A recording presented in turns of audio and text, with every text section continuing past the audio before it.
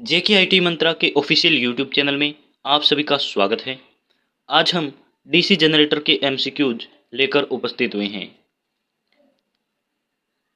इस वीडियो में आपको वो एमसीक्यूज दिए जाएंगे जो प्रीवियस ईयर के क्वेश्चन पेपर में पूछे जा चुके हैं और आगे भी जितने भी एग्जाम होने हैं उनमें पूछे जाने की संभावना रहेगी। तो डीसी जनरेटर के इम्पोर्टेंट एमसीक्यूज इस वीडियो में आपको मिलने वाले हैं। इलेक्ट्रिशियन थ्योरी का बहुत ही इम्पोर्टेंट टॉपिक रहने वाला है, तो वीडियो को लास्ट तक जरूर देखें। डीसी जनरेटर के एमसीक्यूज की हमारी ये 4th सीरीज रहेगी, तो चौथी सीरीज डीसी जनरेटर के एमसीक्यूज की स्टार्ट करते हैं। इससे पहले यदि आप चैनल पर नए आए हों तो चैनल को जरूर सब्सक्राइब करें। आपको इलेक्ट्रिशियन थ्योरी के इम्पोर्टेंट क्वेश्चंस और वीडियोज इस चैनल पर मिलते रहते हैं। पहला क्वेश्चन है, जनरेटर के ब्रश को कब बदल देना चाहिए।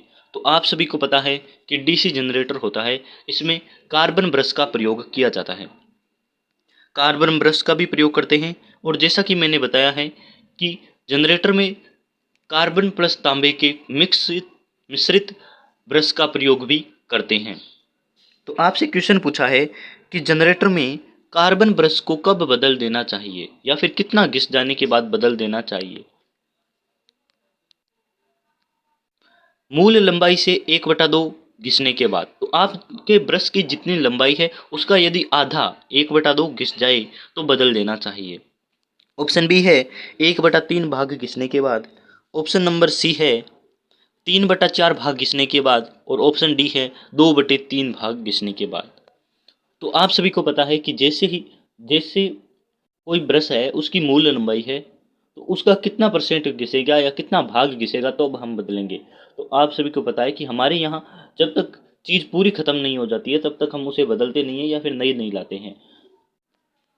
तो 60 या 70% भाग उसका घिस जाएगा तब हम बदलेंगे। तो इसका ऑप्शन होगा ऑप्शन नंबर डी, 2/3 भाग यदि घिस जाएगा किसी ब्रश का तब हमें बदल देना है।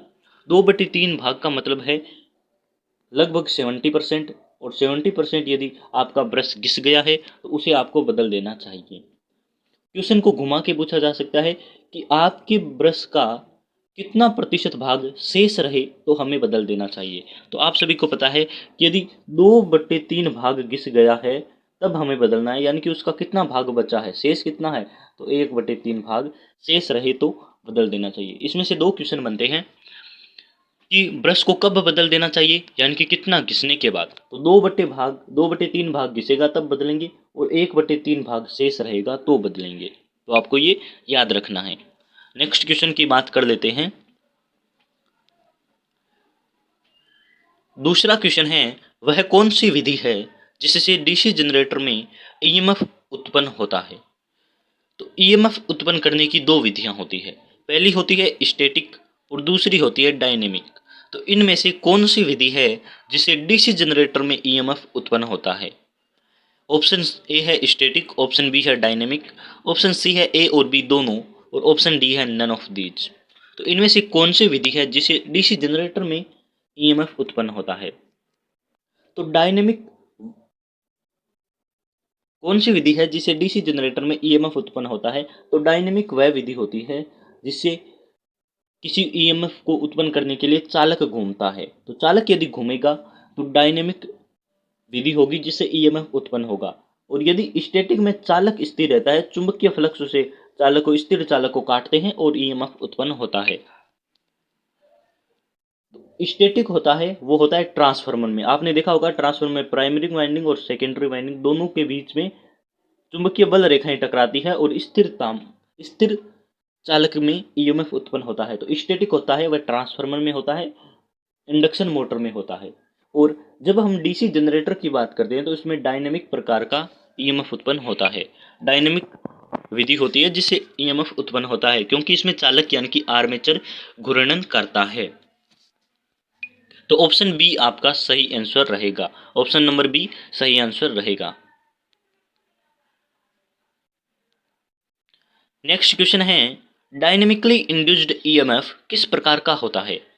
तो आप सभी को पता है कि डायनेमिकली हमारा डीसी जनरेटर में ईएमएफ इंड्यूस्ड होता है या फिर उत्पन्न होता है। तो किस प्रकार का होता है?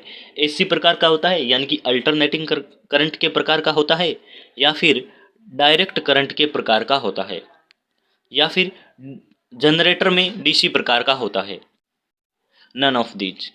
तो इसमें किस प्रकार का आपके ईएमएफ उत्पन्न होता है? Dynamically induced EMF. तो इन ईएमएफ जितने भी उत्पन्न होते हैं वह एसी प्रकार के ही होते हैं। डीसी जनरेटर की बात करते हैं तो इसमें हमें डीसी के रूप में आउटपुट चाहिए होता है। उसके लिए हम कम्यूटेटर या फिर दिक् परिवर्तक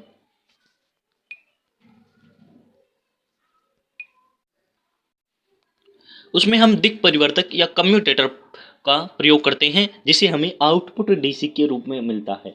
जो आर्मेचर के घूमने से चुंबकीय बल रेखाओं का छेदन होता है, उससे जो ईएमएफ उत्पन्न होता है वह हमेशा ही एसी प्रकार का होता है, अल्टरनेटिंग करंट की प्रकृति का ही होता है।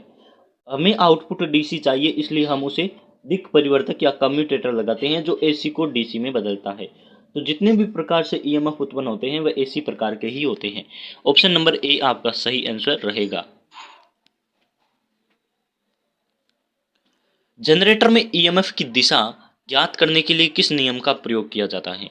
तो आप सभी को पता है कि आर्मेचर घूमता है, चुंबकीय बल रेखाओं का छेदन होता है और उससे ईएमएफ उत्पन्न होता है।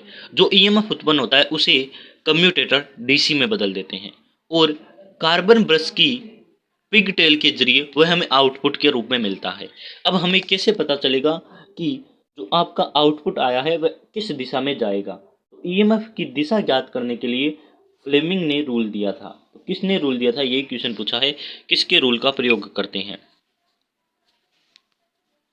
पहला ऑप्शन है ओम के नियम का, दूसरा ऑप्शन है किरचॉफ के नियम का, ऑप्शन सी है फ्लेमिंग्स राइट हैंड रूल यानी कि फ्लेमिंग के दाएं हाथ का नियम, और ऑप्शन डी है Fleming's left hand rule, Fleming के बाएं हाथ का नियम। तो किसका प्रयोग करते हैं ईएमएफ की दिशा ज्ञात करने के लिए जनरेटर में? तो इसका आंसर रहेगा फ्लेमिंग के राइट हैंड का रूल का प्रयोग करते हैं। राइट हैंड कहता है कि आपके दाएं हाथ का अंगूठा और प्रथम दो अंगुलियों के बीच में परस्पर 90 डिग्री का यदि हम कोण बनाते हैं तो आपका अंगूठा बताएगा चालक के घूमने की दिशा। चालक के घूमने की दिशा अर्थात आर्मेचर के घूमने की दिशा। पहली अंगुली बताएगी फ्लक्स की दिशा, चुंबकीय फ्लक्स किस दिशा में जा रहा है, ये आपकी फोर फिंगर बताएगी। और जो आपकी मिडल फिंगर होती है ये बताएगी कि आपका ईएमएफ या फिर आउटपुट किस दिशा में आएगा। तो आपके फ्लेमिंग के राइट हैंड रूल का प्रयोग करते हैं डीसी जनरेटर में ईएमएफ ज्ञात करने के लिए, और मोटर में करते हैं लेफ्ट हैंड रूल का प्रयोग।